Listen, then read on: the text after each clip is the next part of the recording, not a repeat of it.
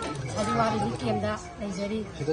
Handaki Sahizigi Oina Lami Benimon Chakova Sida Akogi Kogi Wina Likiam City Wina Koi Monzi Soga Jararoge Makai Kudimatagi Koi Mushi Vidana Likiam the Lady Benimon Koi Mushi Vidana Sako Navagi Baton Tabida Pakunimak Harab Banuai Kongosari Moy the Pinzai Adu Likiam the Lady Benimon Koi Koine Yum the Hansen the Ramatam Koi like Kai Koi Kungang to the Hansen Ramatamda Hansen Hanbaka Sarup Yabiduna Mateng Pangiduna Koi Wiram the Hansen Hanbiu Maduna Labang Miam Napiba Likiam the Lady Benimon Koi Piba Kudoni Hangalogzage Aduga Koi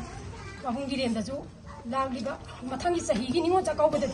Akoibu Nimola Koibu Likan Lady Benimola Koi Yum the Hansen Zeraga Koi Kogagi only when you want to Chakogzage, I go to Yum the Gitsage, Machina Babum Virena, Mapok Simagi, Nimolo be quite a little kin, the lady Nimolo be quite a Pivi the Kinana and Logzage. I think it's a you and a Sarviara.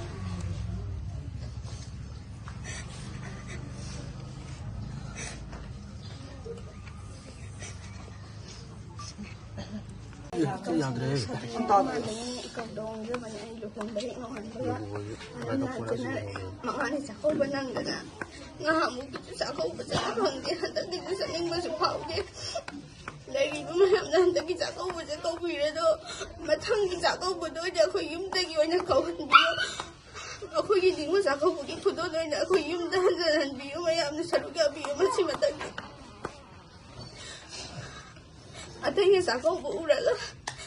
no, I read my Anna Saruga, be office at English of how they are calling you was a phone to get put on you the 100 and be your Matangi Sago with the old thing like that. Machima.